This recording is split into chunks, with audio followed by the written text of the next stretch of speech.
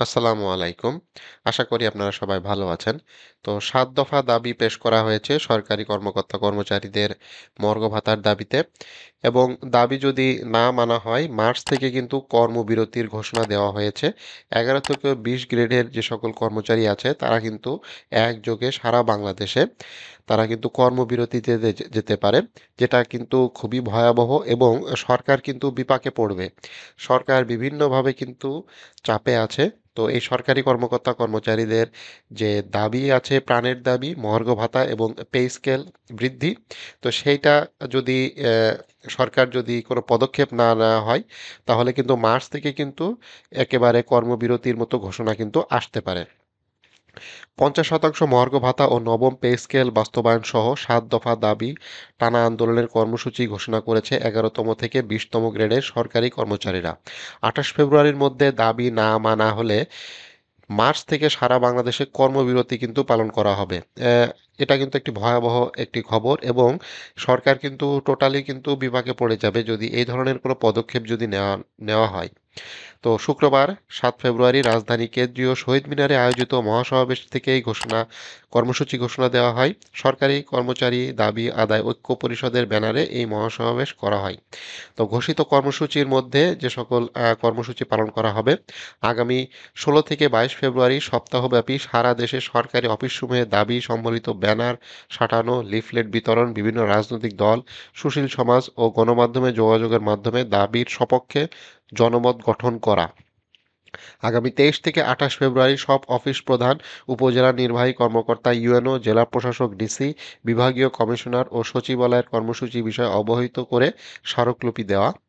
এসব কর্মসূচির পরও দাবি বাস্তবায়ন না হলে ১ মার্চ স্ব-স্ব প্রতিষ্ঠানে উপস্থিত থেকে কর্মবিরতির পালনের ঘোষণা দেওয়া হবে। তো এই মূলত এই ৩ টা যে পদক্ষেপ বা ৩ টা যে কর্মসূচি এই ফেব্রুয়ারি মাস জুড়েই কিন্তু অনুষ্ঠিত হবে।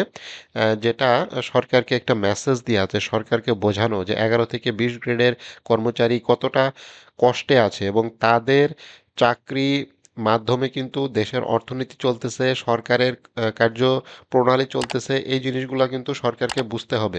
সচিব, উপসচিব, ডিসি, ইউএনও যারা আছে তারা তো কর্মকর্তা, অফিসার। তো তারা তো জাস্ট দিক নির্দেশনামূলক বক্তব্য দেয় কিন্তু মাঠ পর্যায়ে কাজ করে কিন্তু এই ১১ থেকে ২০তম গ্রেডে যে সকল কর্মচারী আছে তারা কিন্তু আসলে মাঠ পর্যায়ে নিরলসভাবে কাজ করতেছে সরকারের পক্ষ হয়ে। সরকার যদি তাদের বিষয়টা যদি না দেখে, না বিবেচনা করে, এটা সরকারের জন্য সবচাইতে বড় ব্যর্থতা। এটা কিন্তু দীর্ঘদিনের দাবি, এই দাবিটি কিন্তু নতুন নয়। তো ৭ দফা দাবি ভেতরে কিন্তু বৈষম্যমুক্ত পে স্কেল গঠন, পে কমিশনের গঠনের দাবি আছে, ৫০% মহার্ঘ ভাতার দাবি আছে। এখানে যারা আম শেষ পর্যায়ে বেতনের শেষ ধাপে চলে গেছে, তারা কিন্তু এখন আর এই যে ইনক্রিমেন্ট, বার্ষিক যে ইনক্রিমেন্ট সেটা কিন্তু এখন আর পান না। তো তাদের একটা ইনক্রিমেন্টের ব্যবস্থা করা এবং যারা ব্লক পোস্টে চাকরি করতেছেন দীর্ঘদিন ধরে সেই ব্লক পোস্টে একটা পদোন্নতির ব্যবস্থা করা। যদি পদোন্নতি দেওয়া সম্ভব না হয় ৫ বছর পর, পর তাদের উচ্চতর গ্রেড প্রদান করা এবং যে ২০ টা গ্রেড আছে এই ২০ টা গ্রেড কমায় ১০ টা গ্রেড করা এবং পে কমিশন, পে স্কেল গঠন এটা লং টার্মের ব্যাপার, অনেক সময় সাপেক্ষের ব্যাপার। এখানে অনেক টাকা পয়সার একটা হিসেব আছে। তো সেই সকল বিচার বিশ্লেষণ করে যেটা এখন দাবি উঠতেছে সেটা হচ্ছে অন্তর্বর্তীকালীন একটা মর্গ ভাতা দেওয়ার জন্য। মর্গ ভাতা দেওয়ার জন্য সরকার কিন্তু আন্তরিক ছিল। এখনো মনে হচ্ছে আছে কিনা বোঝা যাচ্ছে না। সরকার এখন বিভিন্ন চাপে আছে। সারা দেশে যে সকল রাজনৈতিক ধ্বংসযজ্ঞ চলতেছে এবং অরাজকতা চলতেছে, এর ভিতরে সরকার এই মর্গ ভাতার বিষয়ে কতটা গুরুত্ব দিবে সেটাও কিন্তু একটি দেখার বিষয়।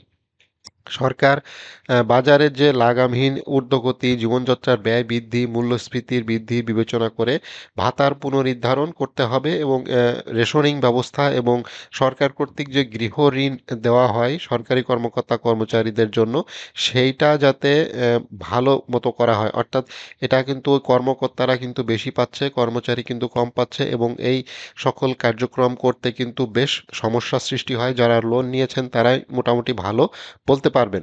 তো এই জিনিসগুলো কিন্তু সরকারকে বুঝতে হবে এবং সরকার কে যদি মেসেজটা ঠিকমতো দেওয়া যায় এবং আগামী 16 থেকে 22 ফেব্রুয়ারি সপ্তাহব্যাপী বিভিন্ন অফিসে কিন্তু এটা দাবি সাঁটানো, পোস্টার সাঁটানো, লিফলেট বিতরণ এই ধরনের কর্মসূচি কিন্তু দেওয়া হবে এবং 50% মর্গ ভাতা নিয়ে কিন্তু একটি দাবি উঠেছে, যেটা বরাবরই ছিল।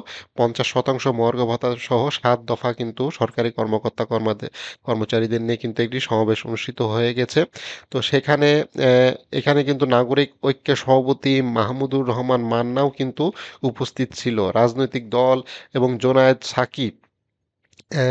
সাকি গণসংহতি আন্দোলনের প্রধান সমন্বয়ক জোনায়েদ সাকি এবং মাহমুদুর রহমান মান্না তিনিও কিন্তু এখানে উপস্থিত ছিলেন। তারা কিন্তু বক্তব্য দিয়েছেন সরকারের এই যে আহ, কার্যক্রম সেটা সম্পর্কে তারা বক্তব্য দিয়েছেন। মর্গ ভাতা একটি প্রাণের দাবি, দীর্ঘদিনের দাবি। মর্গ ভাতা আসলে দিতেই হবে। মর্গ ভাতা ছাড়া আর কোনো উপায় কিন্তু এই সরকারের নেই। তো 7টি দাবি কিন্তু আছে, সেই দাবি কম বেশি সবাই আপনারা জানেন। আমি গত ভিডিওতে দেখিয়েছি যে 7টি দাবিগুলো কি কি। এই দাবিগুলো কিন্তু আসলে যৌক্তিক দাবি এবং পুলিশ কিন্তু কালকের সমাবেশে কিন্তু জল কামান নিক্ষেপ করে, ছত্রভঙ্গ করার চেষ্টা করে, যেটা খুবই দুঃখজনক। এই দাবিটি শুধুমাত্র এই 11 থেকে 20 গ্রেডের কর্মচারী, সাধারণ কর্মচারী আছে তা না, এটা কিন্তু পুলিশ, সেনাবাহিনী, আনসার, বিজিবি সবার জন্যই কিন্তু এই দাবিটা প্রযোজ্য। অর্থাৎ ওই সকল পদেও কিন্তু 11 থেকে 20 গ্রেডের কর্মচারী আছে, তারাও কিন্তু কনস্টেবল বা সেনাবাহিনীর সৈনিক, তারাও কিন্তু ওই 11 থেকে 20 গ্রেডের ভেতরেই কিন্তু পড়ে। তো তাদেরও কিন্তু বেতন বাড়বে, তাদেরও মহার্ঘ ভাতা বৃদ্ধি হবে। এই বিষয়টা কিন্তু অবশ্যই উপলব্ধি করতে হবে। তো তারা বিষয়ে যদি সাহায্য সহযোগিতা করে তাহলে এই দাবিটি আহ, সফলভাবে আহ, সফল হবে এবং 50% যে মর্গ ভাতার দাবি এটা কিন্তু অনেক দিনের দাবি এবং এটা কিন্তু বাস্তবায়ন করা সম্ভব। তো বর্তমানে সরকার যেভাবে আম, অর্থনৈতিক চাপ সামলিয়ে এগিয়ে যাচ্ছে, বিভিন্ন দাবি দাবা কিন্তু মেনে নিচ্ছে, বিভিন্ন আম, জায়গায় কিন্তু এখন বেতন বৃদ্ধি এবং ভাতা বৃদ্ধির মতো আম, ক- যে পদ্ধতি সেটা কিন্তু সরকার চালু করেছে। তো সরকারি কর্মকর্তা কর্মচারীদের বেতন বৃদ্ধি এবং মহার্ঘ ভাতা বৃদ্ধি এইটা কিন্তু সরকার ইচ্ছা করলেই করতে পারে। সরকারকে বোঝাইতে হবে। সরকার যদি শেষ পর্যন্ত না বোঝে, আগামী 1 মার্চ আম, একযোগে কিন্তু কর্মবিরতি অনুষ্ঠিত হবে। এটা আপনারা সবাই স্বতঃস্ফূর্তভাবে যোগ দিবেন এবং এই দাবি আদায়ে সচেষ্ট হবেন। তো ভিডিওটি ভালো লাগলে অবশ্যই লাইক করবেন। চ্যানেলে যারা নতুন আছেন চ্যানেলটি সাবস্ক্রাইব করে রাখবেন।